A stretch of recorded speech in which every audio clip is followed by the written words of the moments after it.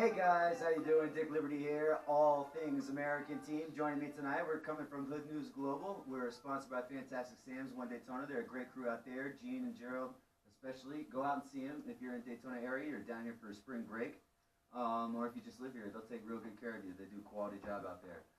Tonight with me, we're going to have Dilly. You know Dilly D. What up? What up, Dilly? How's your week been, man? It's been great so far. Good weather. Good weather, right? It's been a nice change, hasn't it? Yes, finally. Also tonight we have Penetration joining us from the Beachside Brawlers out in Norman. How you doing tonight? Welcome. Hi, how you doing? We're doing pretty good. What do you guys got coming up out there at the Beachside, man? We have a bout coming up on April 8th against the J Villains. It's going to be at Skate and Shake. It's off US 1 across from Piranhas, which is where we have our after parties afterwards. Oh, nice. What's good about Piranhas? Why you guys party there? They have good food, they have good drinks, great atmosphere. It's a nice little sports bar. Nice. Cool. You guys think you're going to win against the J Villains? I think we will. We won by a pretty good margin last game. Nice. How big a margin? How big a margin was it, Wheel? About 350 points. I'm telling you, these. Yeah. Hey. Also, I want to give a shout out to Will the Beast. He's joining us tonight with Penetration.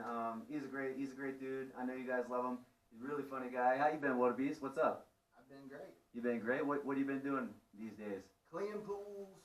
Cleaning pools, huh? Yeah. What about finding your three-legged cat? How about that? Yeah. What happened with the three-legged cat, man? I know we saw it on Facebook, and I know you were in dismay, and things were looking pretty dicey for you. But what happened there? He came back. He came back. But since he's come back, he's been a complete asshole. Really? Why? How's he being an asshole? He won't sleep with me. No. No cuddles. No cuddles. No nothing. Huh? Only thing he's like meowing all the time, wanting his food. That's all he wants. You're just a food bucket. He runs out the door every chance he gets. So I don't know. Maybe he enjoyed his taste of the wild so much. Right. Maybe he wants to get back out there. So what's his nickname? Lucky? Tripod. Tripod. We all have one of those, don't we? We call him Trey. That's why. we call him Trey, huh? Yeah, he got picked on the whole time we was outside the house. Tripod. Oh, you only got one leg. Three. One on the front leg. Yeah, right. One hand. Well, we got a lot of good stuff coming for you tonight. We have a special guest who reached out to us, and his name is Altony Pete. He's the author of a book called Life is So Precious. Believe Your Impossible is Possible. This guy, I had the pleasure of talking to him. He's retired from U.S. Army. He's a veteran. He retired as a warrant officer. He's been in different areas. He spent 18-month tour in Iraq, and he's come to find God and had leadership challenges during his leadership tenure in Iraq. So he's going to be calling us. He's going to be sharing some of his stories with us. We really look forward to having him on the show, and I want to thank him in advance for reaching out, because I had a great conversation with this man. I think you guys are really going to love what he has to say. Really good guy. Looking forward to his book. And I want to open up with a quote that I found on his website, and it really touched me. It really struck me, okay? So to give you an idea about the gentleman we're going to talk to, this is the quote that I chose to air tonight. It says, "To all the military, families, and friends, war changes everyone and everybody, overseas and back home in the States. The key to the smooth, positive healing is providing support of love that touches the heart and soul. Love heals all kinds of silent wounds in the physical and emotional world." To me, that is a very beautiful quote, because I've spent many years in combat. I know Dilly's had some combat time, and I know a lot of the vets out there who are listening to us have had extensive combat time. And he's really touching on some key issues here, because I know in my personal experience, my heart and soul feel like it's a barren wasteland from some of the things I've had to deal with. I can't speak for Dilly. I don't know if you've had experience. You want to chime in on this, Dilly? Well, first off, that quote is phenomenal. It brings it back home. When you come back, and you see your family for the first time, it hits home. And then the hardest part for me was getting out. Yeah. And getting adjusted to the civilian life, which we've discussed detail. Yes. Especially in the gas garage. Yeah. And it's that much harder every single time. It is. But that quote right there really hits it home, and he nails it. So he knows what he's talking about. He He does. And I got a really good vibe from him. We had a great conversation, like I said. And, you know, there's a part of it, too, that I want to touch on because I've had this experience. I know Dilly D's has experience when there's a lot of vets who also come home from these long deployments to nothing, to no one to pick them up, to no one to help them carry their bags. You had to walk, what, 2 miles to get somewhere one time, Dilly? Yeah, I came home Thanksgiving Day 2011. Had to walk 2 miles with all my gear for someone to come pick me up, and yeah, that's definitely the worst experience you could probably ever have. Yeah. Unfortunately. Yeah. But it happens more than you would think. So That's a shame. It is. It was awful. I mean, Thanksgiving Day of all, one of the biggest holidays of the year. Huge holiday. Huge holiday. Why is that? I mean, It was just a bad situation. And, I don't want to go into the details of why and how come, what for, what's done is done. I could bring my ex-wife up, I could bring my command up, I could bring all these people up. Yeah, right. And I could sit here and point fingers all day long. But what I have now is I have an awesome wife. I have 7 beautiful children. I've got a daughter that's in the Air Force now, is 21. Got my son that leaves next week on Monday for Navy. Larry, Yes, that's you, buddy. it's about time, Larry. Good job, I can't man. wait for you to get kicked out of my fucking house. congratulations, man. That's right. Good job, man. In a good way, buddy. It's been really cool watching and meeting you guys and like the way that our friendship developed, and hanging out in the gas garage. It's been really cool to get to know. Your wife is really awesome. She's very supportive. We're very, very fortunate to have such supportive wives. I will say that up front. And I wouldn't be where I am without it. I know Billy wouldn't be where he is without it. And, meeting Larry, like, your first take is like, this guy's not going to be military. It's just not going to happen, man. When me and him first talked, he goes, "Yeah, I want to join the Marine Corps." I'm like, "All right, man. Are you sure you want to join the Marine Corps?" That's what I said to him. He's like, "Yeah, I want to be a Marine." He had one of his best buddies, Zach, where he's up in Indiana with right now. Right, I remember. I met him. He came down. Yeah, he good kid. I wish he would have graduated high school. I wish he'd finish his degree because he would definitely be a badass Marine. Yeah, he is a And that would stand-up be a Marine. great I influence see for Gert Larry. all over him. And I said, "Larry, are you sure you want to do the Marine Corps?" He's like, "Well, what about the Navy or the Army?" I said, "Do the Navy. They travel more. They see more places. They get to see the cool ports. They have good duty stations. Yep. And shitty duty stations. But overall, the Navy is probably the best fit for him. And they got more money than the Marine Corps. Yes. So that makes a big difference when you're deployed and doing all these things and looking for resources, Yep. So all my friends and family, I'll get to see you up in Indiana here in the next couple of months for Larry's graduation in Great Lakes, Illinois. So let's root Larry on and promote him. Let's go. yeah, that's good, man. We're proud of you, Larry. Like you've been putting in some work and you've been working hard with your dad. You've been showing up early. You worked out with me the one time because I know that's all you could handle, but that's okay. You still did it.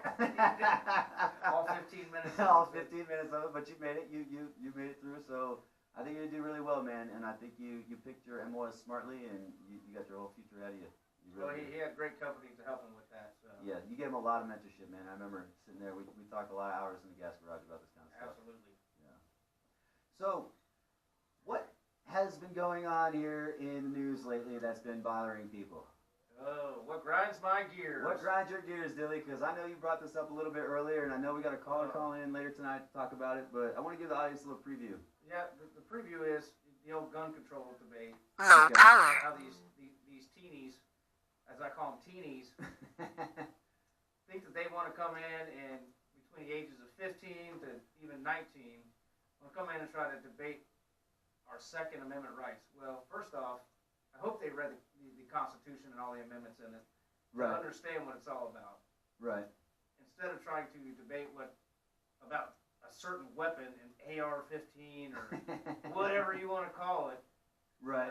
Which I want a caller to call in and tell me what AR stands for, because apparently the ones who are marching for all of these changes to rights and taking away the guns don't even know what the hell AR stands for in AR-15. Yeah, I'm not even going to give that information out. I want somebody to Google it. Yeah, Google it. Give us the correct answer and let us know what it really is. Yes, please. You and I both know what it is already, so we can definitely use the entertainment for that later. It might bother you, like the kids are out there protesting, but dissent is not un-American. So I mean, it's good that they want to get their say in, don't you I'm Even okay if you with don't- even if you don't agree with what they're saying, right? the protest. I'm totally for. Yes, because And that I'm is totally- also one of that's- our rights. Yes, It's that's covered. okay. It is. Yes. But before you go and protest, you need to educate yourself before you protest. And know what you're protesting about so Yeah. that you can be articulate and intelligent and demonstrate or explain your message to the point that everybody can understand it instead of, sitting up there in some say coached interviews and being directed on what to say and not even knowing what AR stands for. I mean, I don't think you're a sign holder, you're not a speaker. If Exactly. anything. You know what I mean? And That's then- my personal opinion. You definitely need to do your research. You don't wanna get out there and look like an idiot, do you? Like, The other Yeah. protests that I don't like are the 5th and 6th graders, the 10 to 12-year-olds that are being authorized to walk out and try to protest what's going on. Yeah, what do you think of that, Penny, as a mother? And I'm sure you've been paying attention to some of this stuff, and I know you've been following some of the news feeds on Facebook and what we've been put up because you're awesome and been a great supporter and greatly appreciated. But like, what is your thought and like, what do you think about that from a mother's perspective? Because it's nice to have a woman's perspective on the show, and I think it's always needed to keep things a little better grounded overall. You're probably one of the only people that consider me a female. So, okay, with my hobbies and the whatnot. My kids are pretty young to actually be involved in any of this, but as a gun owner, Right, right. and as for someone that, my children are involved because they're in the schools and my mother's a teacher. Okay. And my roommate's a teacher. Right. But I'm for protesting because, stand up for what you feel is right. But if you don't know what you're protesting against, if you're just doing it because someone told you to do it, Yeah, yeah. you gotta know. You kind of lose your Like- validity. Because I like my guns. What's your favorite gun, by the way? I have a little tiny pink Smith & Wesson. A little tiny revolver. pink Smith It's and Wesson. cute. Oh, I used to have it's a an sweet AR. kiss of death. And it's so cute. It's a little lady Smith. It's so adorable. Nice, It's- nice. so what are we all gun owners in here? I think we are all gun owners, yes, Yes. and we're very passionate about our firearms. Do we have our call coming in? Yes, all right. Hello? Oh, hang on, he's looking at another technical difficulty, sorry. Hello? Yes, Mr. Pete, is that you? Yeah, this is me. Hey, how are you, man? I'm so glad you called in. I'm glad to have you on the show. Welcome to Dick Liberty. Welcome to All Things American Team. We're really excited to have you on the show. And I don't know if you caught the first part, but we talked about you recently becoming an author. I understand it that you just got published in 2017. You have a book called Life is So Precious. Believe your impossible is possible. And if I'm not mistaken, you are an Army veteran, are you not? Yes, I am. I am retired. Did 26 years and 4 months in the United States Army. Hoorah, man. That's right up Josh's alley there.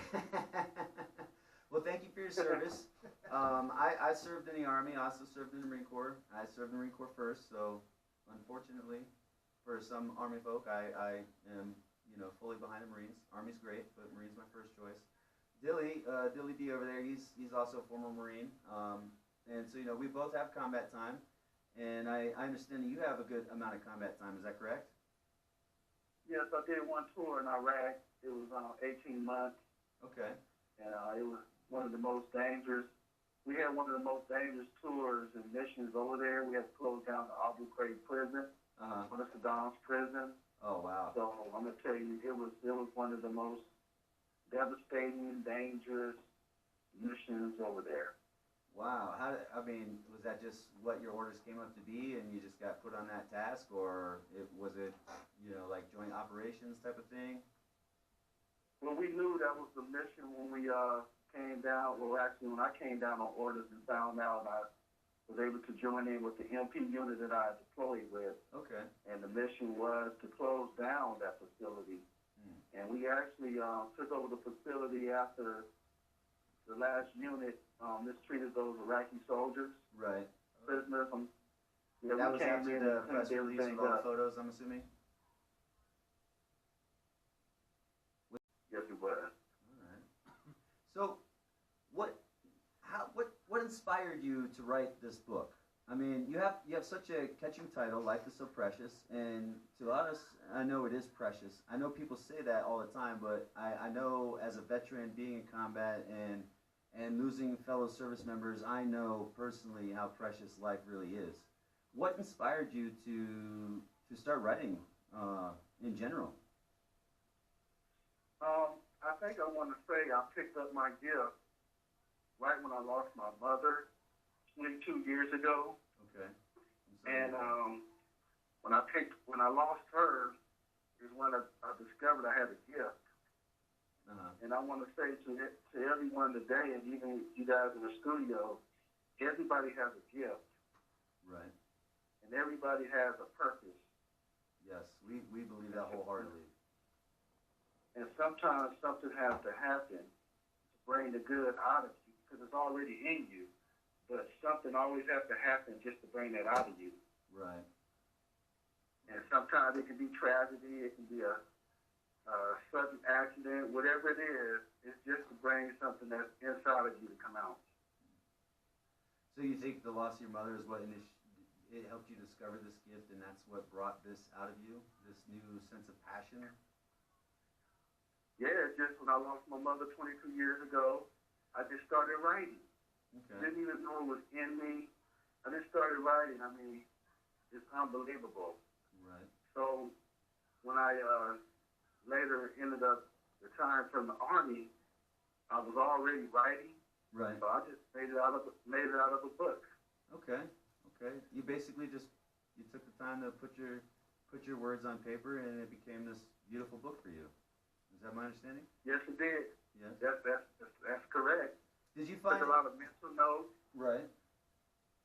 Now, I know that we had talked a little bit earlier, just the other day, and there was something that you brought up, and it really kind of touched me because I myself, I've had traumatic brain injury. I've had a lot of different injuries, and I know PTSD is one of those unseen injuries that a good majority of us veterans carry.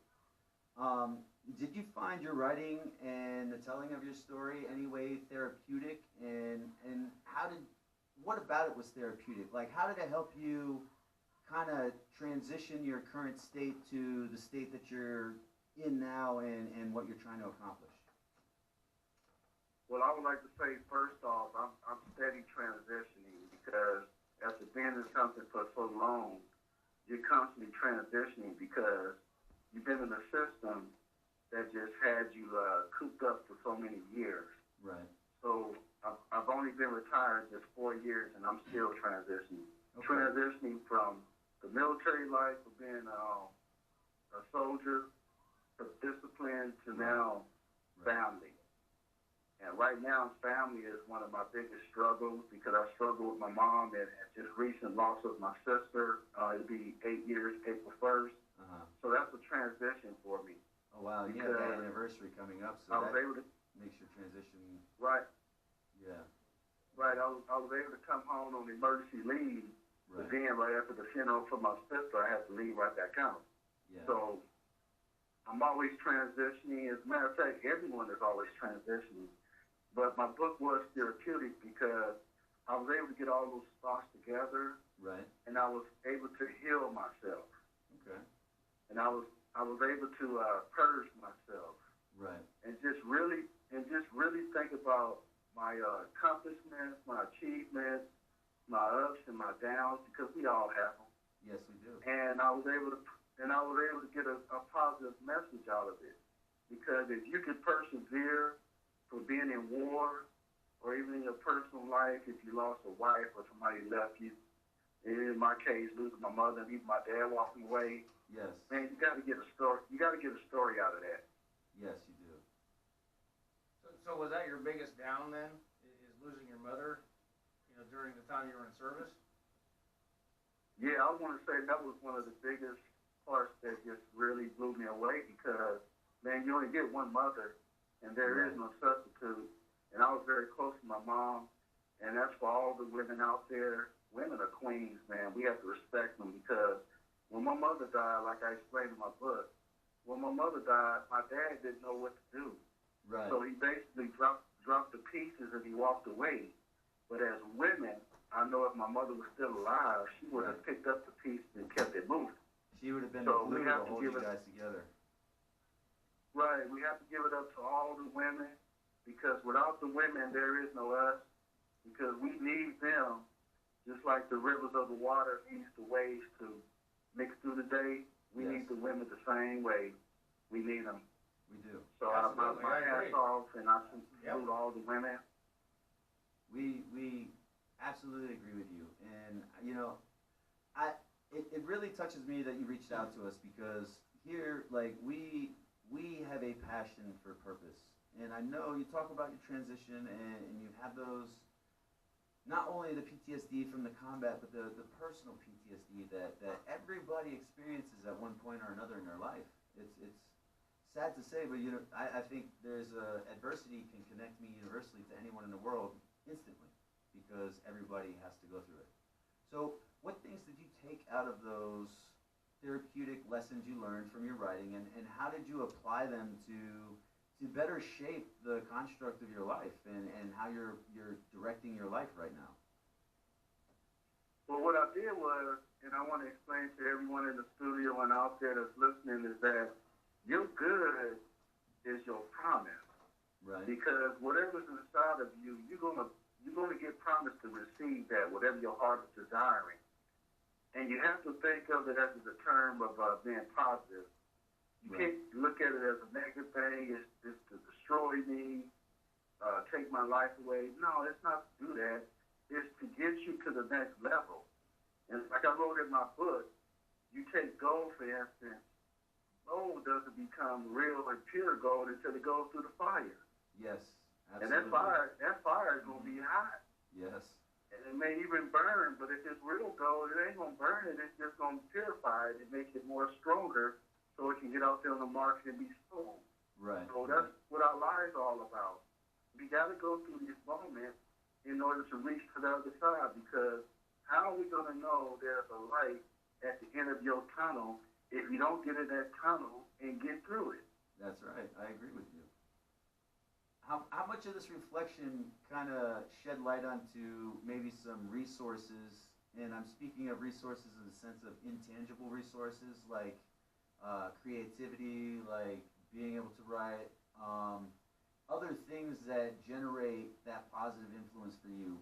How did your reflection and the therapy of writing, did that illuminate any of that for you? Did that show you resources you may not knew you had, or any resources that you didn't know were as strong as they potentially were before you started this kind of journey for yourself? Well, yeah, it's all of that, but I will say you really don't know who you are until you've gone through some rough moments. Right. I mean, when things are going good in our lives, I mean, it's good, but man, I'm gonna tell you, when things are not good, and you begin to find out who's really there, Yes. that's when you find out who you really are. Is from the things that you have to have challenges and struggles with. You're And right. that's what makes a person what they are today. So you basically got to find out who you are. Right. You got to know who you are and know that there is something special about you, and that you will not be defeated, and that you will win, because it's all about winning. Right. You know, we lost a few things, but now you got to win a couple of more to Right. make up and make it balance.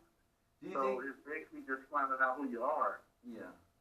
No, I agree. I think that I would use the word fulfillment personally in my particular journey because to me the winning isn't the important part. The real winning to me is the feeling and the sense of fulfillment. And I know that for some that's a very hard thirst to quench. Have you ever had experience with that during this journey, or have you just like what was it that began giving you feelings of fulfillment? I started feeling really good knowing that I had a foundation through the military Right. and that I had a good career going, and that that gave me hope, because it took. I remember when my mom first died, it took this first sergeant. Uh-huh. You know, sometimes people can see something in you as well.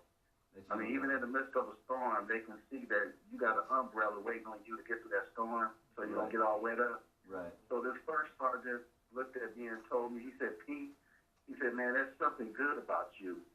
He said, you are a great asset to the military and to the Army. And I'm going to tell you, that lifted me up.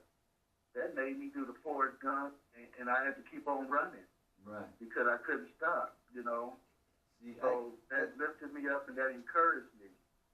that really, I'm so glad to hear that because I know that, you know, you hear stories about toxic leaders in the military and you hear stories about all the hazing and you hear stories about what's wrong, but you never hear those little occurrences that are so positive that it has literally changed your life. I would hope to be safe to assume.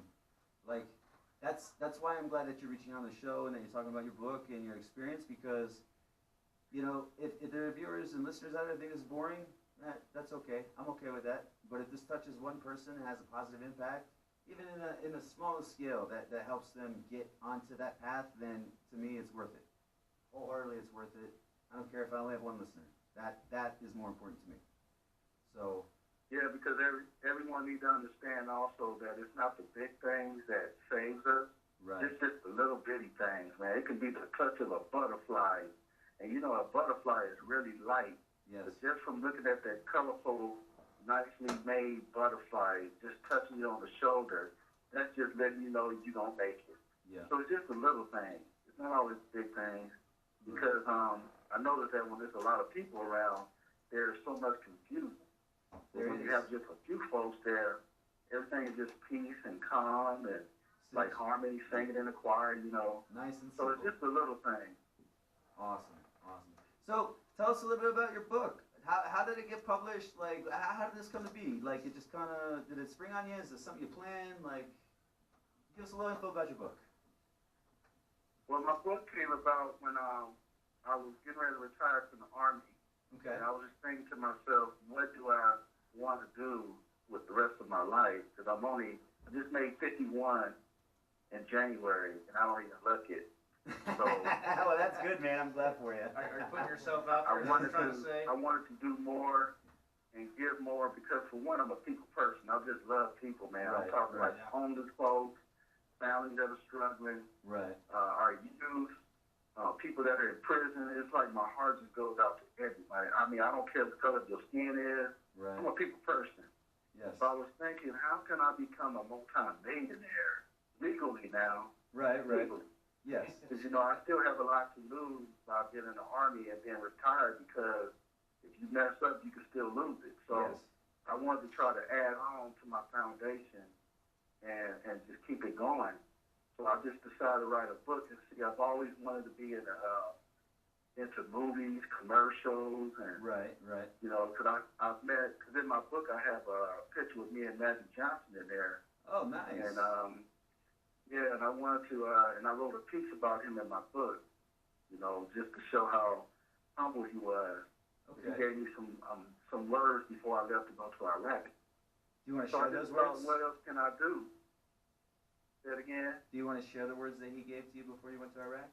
Or is that personal? Oh, he was telling me, he said, Pete, he said, because I was sharing with him my hopes and my dreams, and he said, when you get there, he said, I want you to remember one thing. If you don't remember anything else, he said to stay humble, be a people person, and remember that you're no better than the next person.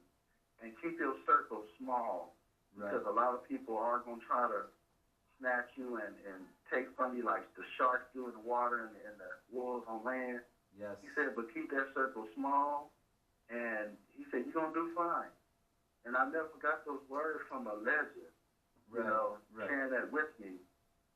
And that's what I plan on doing. You know, I want to give back. I want to be able to show people that I care, Right. because I really do. Man, I care so much. I just, and I want to share that, because I think it's beautiful, especially in the way things are going today in our world, our nation. Yes. You know, I just want to be a light. You know, I want to be a helping hand. You want to be a beacon of Just hope tell for those who somebody. feel lost. I know. Like, that's kind of our passion here, too. Especially with the vets. What do you got to say, Dilly? I see Yeah, it's been grinding on your head for a minute there. Yeah, that's what your words have been so awesome to me that it's like, wow, there's other people like us that actually want to, you know, help other people and just enjoy life and do what they have to do. Yeah. If you're making $1 million, I want to help people out. I'm gonna get Donating, 90 million buying right. shoes, you know? buying some food, whatever it takes, I don't care. That's right. 'Cause do you realize when I help you, somebody is going to help me, and when you help me, somebody is going to help you because what goes around comes around. Exactly. And that's real. That's Yes. that's why we don't have to envy each other and have jealousy and animosity. I mean, you're going to make it. And that's what I want to convey to everybody. You're going to make it. Your time is coming. It's like standing in line. It's hard to Like we find. did when we That's hard to find right now. It It's is. super hard to find right now. How much of it do you think is choice versus circumstance? I just asked this question from my own personal experiences and what I've seen, because I've seen people choose to accept the fact that they're disabled, but not in the healthy way.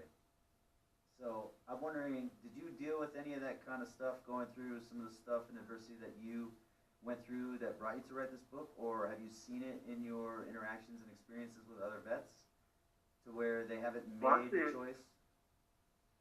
Yeah, I see it every day, and that's why I want to push my book out there, that life is so precious, because we have a lot of men and women, especially women. It's just my heart goes out to them, because the women are out there on the street, Right. and our women shouldn't be out there on the street. I mean, we are a better nation than that. We should never see anybody on the street like we out there in Iraq somewhere. Right. We should never see our people on the street. It's such a disgrace, and it just shows that we need to step it up a little bit more. Yeah. But I see it every day that a lot of people have just given up hope. And where do you see this at? Because I Seems know like- you're on the West Coast, right? So we're on the East Coast. Tell us Yeah, a I'm little on different the landscape. West Coast in the Bay Area. Right. Okay. Can you see kind it, of paint a you see it, landscape I mean, for us? you see it in San Francisco, you see it in Oakland, Berkeley, Right. all these major cities, and it makes you wonder, what are the city officials doing?